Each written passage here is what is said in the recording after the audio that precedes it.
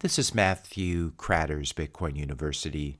Today I want to talk about the CFTC coming for Bitcoin, but first we need a little necessary background. In the U.S., we have the Securities and Exchange Commission, the SEC, which has jurisdiction over what are called securities, which include stocks and bonds, and these have also been defined to include a larger category of things called investment contracts, as measured by the Howey test.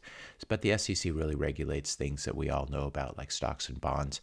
The SEC does not have and has never had jurisdiction over currencies or commodities.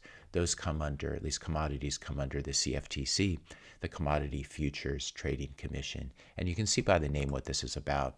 The CFTC has jurisdiction over futures, swaps, and some options. Swaps are just another kind of derivative. And these come in various categories, these futures. We have physical commodity futures like wheat futures, corn futures, crude oil futures. You have currency futures, for example, like the Australian dollar futures. You have interest rate futures like the 10-year note treasury futures. And you have stock index futures like the S&P E-mini futures. Note the key word here is futures. What they do not have jurisdiction over and have never had jurisdiction over is the buying and selling of the underlying spot commodities. So they can regulate wheat futures, but they can't regulate wheat, corn, crude oil, these underlying spot commodities that underlie the futures contracts.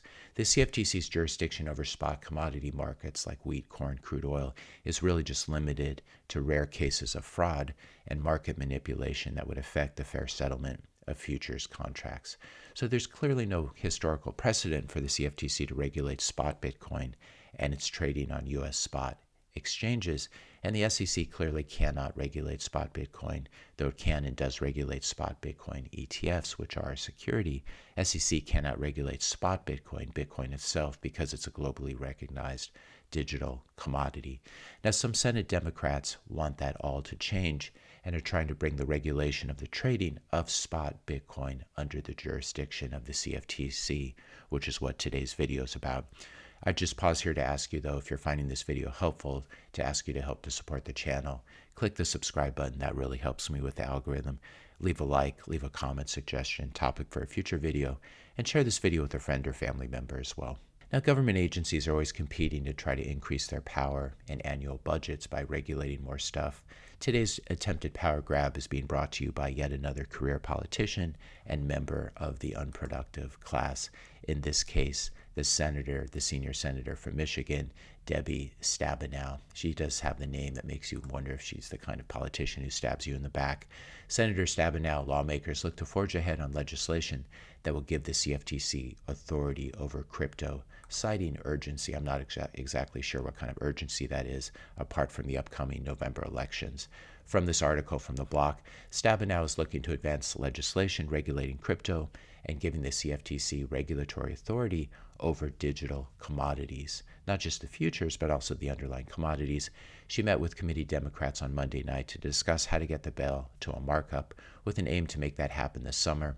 Senate Democrats are clearly trying here to get something passed by both houses and signed by President Biden before the November elections and before a more Bitcoin-friendly administration like Trump's can take office. And this is not the first time that Senator Stabenow has tried this. She tried this back in August of 2022 with the Digital Commodities Consumer Protection Act of 2022. Whenever the government passes something that's supposedly to protect you, you can be sure that you're being fleeced and robbed and controlled. This Digital Commodities Consumer Protection Act of 2022, one of its biggest backers was none other than Sam Bankman-Fried, the fraud from FTX, who lobbied for it more than any other legislation in 2022, according to the website Open Secrets. Now, if this current version of the bill passes in 2024, any company that touches Bitcoin in the U.S. will be subject to increased and cumbersome compliance and surveillance, endless paperwork, and increased KYC requirements, not just exchanges, any company that touches Bitcoin. But it gets even worse. If the CFTC were to gain jurisdiction over the trading of spot Bitcoin on exchanges, the CFTC would then have the power to pause the trading of spot Bitcoin on exchanges in the U.S. whenever it wanted to, or at the request of Congress, or at the request of the president. This is classic circuit breaker power, and who wouldn't want to have it? The problem is, though, in the coming financial crisis, as the U.S. dollar continues to sink, the CFTC could be mobilized to pause trading, stop trading, for months or weeks or years on end and attempt to stem the outflows from fiat to Bitcoin, at least on the centralized exchanges in the US. Now, this won't work because Bitcoin trades globally. It also trades peer-to-peer. You and I can trade it without needing an exchange. We can exchange goods and services for Bitcoin or fiat for Bitcoin, and no one can stop us. No one can stop me from sending Bitcoin to anyone I want in the world. No one can stop you or me from storing our Bitcoin without needing help from a bank or a brokerage account. And no one can stop the adoption of Bitcoin, but they can certainly attempt to slow it down. And this is an especially nasty move by the Senate Democrats before the November elections, trying to get this passed before we have further regulatory clarity. So I say, let's stop the CFTC before it starts. Contact your representative and senators and tell them to vote against Stabenow's bill and any other similar bills. I'll put 2 links in the description notes below where you can find your representative in the U.S. House of Representatives, as well as your 2 senators here, and I'll put links to both of these in the description notes below. If you enjoyed this video, be sure to hit the subscribe and like buttons.